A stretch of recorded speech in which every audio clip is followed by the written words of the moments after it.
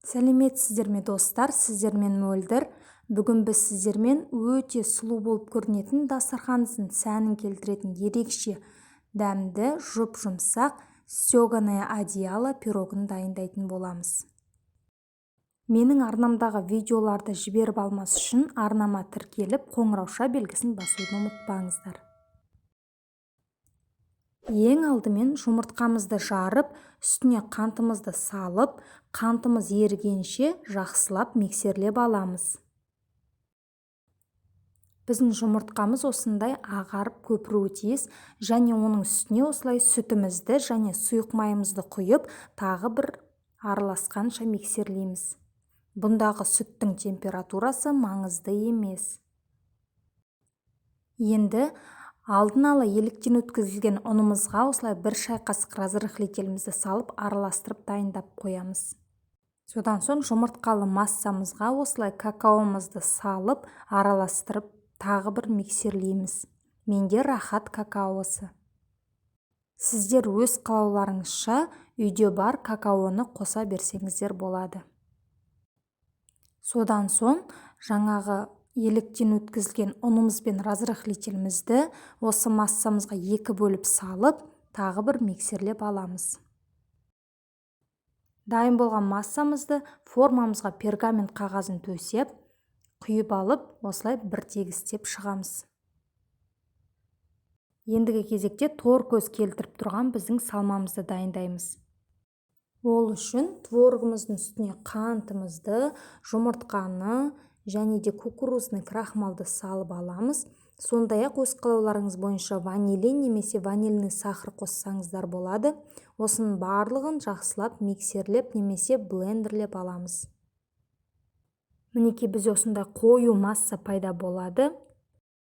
Енді өзімізге ыңғайлы болу үшін осындай шұңғыл күрішкеге немесе стақанға кондитерский мешогымызды салып, жаңағы дайындап қойған біздің салмамызды толық салып аламыз. Осы уақытта пешіңізді алдын ала 180 градусқа қыздырып қойғандарыңыз дұрыс. Енді біздің жаңағы кондитерский мешогымызда тұрған салмамызды осылай бас жағына қарай ығыстап, ұшын жіңішке етіп кесіп аламыз.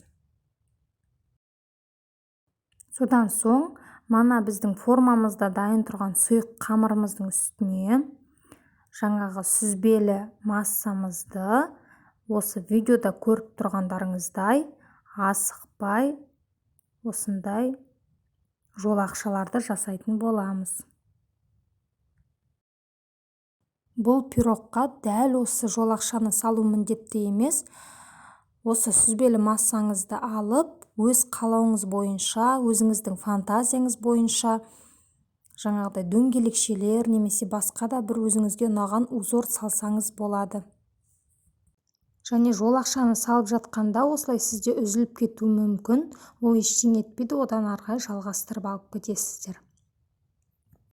Айтпақшы, мен бұл пирогты 30 диаметрлі дөңгелек формаға пісіріп жатырмын. Сіздер өз қалауларыңыз бойынша дөңгелек форма болмаса 4 бұрышты формаға да жасасаңыздар болады. Пирогымыз 180 градуста шамамен 30 минут аралығында піседі. Піскен-піспегенін ағаш шпажканың көмегімен қарасаңыздар болады. Осымен біздің өте әдемі көрінетін дәмді әрі жұмсақ пирогымыз дайын. Міндетті түрде дәл осы рецептімен жасап көріңіздер, қонақтарыңызды таң қалдырасыздар. Сондай-ақ менің арнама тіркелуді ұмытпаңыздар. Алда мен сіздермен түрлі рецепттермен бөлісетін боламын. Егер видео ұнап жатса лайк басып пікір қалдырыңыздар. Назарларыңызға көп рахмет.